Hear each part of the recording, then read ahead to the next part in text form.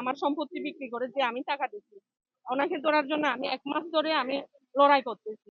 প্রথমে প্রলোভন দেয় যে 2 মাসের মধ্যে আমাকে অস্ট্রেলিয়াতে নিয়ে যাবে এবং এখানে 25 লক্ষ টাকা লাগবে আমাকে দেশের থেকে ভিসা প্রসেসিং এর মাধ্যমে। তখন 15 লক্ষ টাকা দিতে হবে এবং বাকি 10 লক্ষ টাকা যেটা এটা আমাকে দিতে হবে অস্ট্রেলিয়াতে পৌঁছানোর পরে।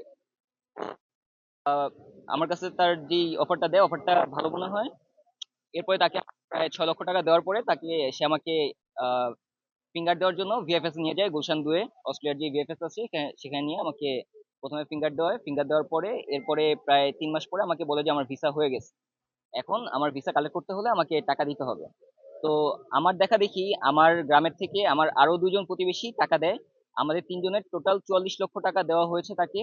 44 লক্ষ টাকা দেওয়ার পরে সে আমাদেরকে যে ভিসাগুলো দেয় আমরা দেখতে পারি যে এই ভিসাগুলো সম্পূর্ণভাবে জাল। এই কথা যখন আমরা তাদেরকে বলি তখন তারা বিভিন্নভাবে আমাদেরকে বলতে থাকে যে টাকা দিয়ে দিবে, এটা করবে সেটা করবে। এরকম বলতে বলতে বলতে বলতে বলতে এখন পর্যন্ত তারা কোনো পদক্ষেপ নেয় নাই এবং আমরা একবারে কোনো কিছু না পেরে লাস্ট এসে র্যাবের কাছে আমরা এটা নিয়ে অভিযোগ করছি। আচ্ছা, এই যে আপনার বুঝতে পারলেন যে জাল, জি।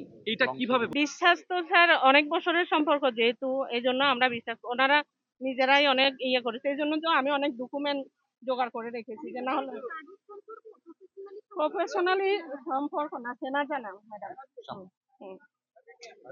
আর কিছু না, থ্যাংক ইউ সবাইকে। আমি অনেকটা কথা বলতে চাই। বলেন বলেন বলেন বলেন। আমি র্যাব এবং সরকারের প্রশাসন সকল মানে আপনাদের সবাইকে আমি খুব মানে আমার পক্ষ থেকে ধন্যবাদ জানাচ্ছি আমাকে সহযোগিতা করার জন্য। টাকা কি ফেরত পেয়েছেন? টাকা 1 টাকাও আমি ফেরত পাই নাই। আমি ওনাদের সুস্থ বিচার চাই। আমার যে ক্ষতি করেছে, আমার সম্পত্তি বিক্রি করে যে আমি টাকা দিচ্ছি, ওনাকে ধরার জন্য আমি 1 মাস ধরে আমি লড়াই করতেছি।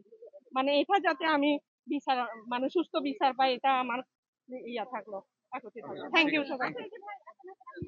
তো এরপরে আমি যখন বর্তমান যে অস্ট্রেলিয়ার ভিসা ক্যাটাগরি থেকে শুরু করে যা কিছু আছে সবকিছু নিয়ে যখন আমি সীমাবদ্ধ সার্চ করা শুরু করলাম অনলাইনে, তখন আমি দেখতে পেলাম যে এগুলো সব আসলে আহ সম্পূর্ণভাবেই জালিয়াতি এবং প্রতারণার অংশ। সবকিছু আমাদের জাল প্রদান করা হয়েছে। আপনার এলাকা কোনটা? আমি আমার গ্রামের বাড়ি হলো মাগুরা জেলা, এরপরে হলো আপনার মোহাম্মদপুর থানা এবং গ্রাম হলো নাগরা। আমার গ্রামের আরো 2জন তার মাধ্যমে প্রতারিত হয়েছে এবং তারা বর্তমানে আমাকে প্রেসার করতেছে, কারণ তারা আমাকে চিনে। আহ আমাকে বলতেছে তারা আমাকে টাকা দিতে হবে, কিন্তু আমি তাদেরকে বলতেছি দেখেন আমরাও প্রতারণার শিকার, আমরাও সেম ভাবে প্রতারণার শিকার হয়েছি, আমরাও ভিকটিম। আপনারা আসেন দেখেন। অবশ্যই আশা করি তারা এগুলা দেখবে এবং আমাদের গ্রামের লোকজন এগুলা দেখবে, আপনি তারা বুঝতে পারবে। টাকাটা কার কাছে দিয়েছেন? টাকা আমরা দিয়েছি শাহজামালের কাছে। শাহজামাল এবং এই সুমন, এরা দুজনই ছিল। এরা দুজনই আমাদের থেকে টাকা নিয়েছে। টাকা আমাদের হ্যান্ড ক্যাশ দেওয়া হয়েছে, ব্যাংক চেকের মাধ্যমে দেওয়া হয়েছে এবং সরাসরি তাদের ব্যাংকেও প্রদান করা হয়েছে। আমরা 3 ভাবেই তাদেরকে টাকা দিচ্ছি। তো এই হলো আমাদের বর্তমান অবস্থা। তো আশা করি আমরা যে বর্তমান প্রশাসন এবং বর্তমান নতুন সরকার যারা আছে তারা আমাদেরকে সহযোগিতা করবে আমাদের এই টাকা উদ্ধারের জন্য। ধন্যবাদ সবাইকে।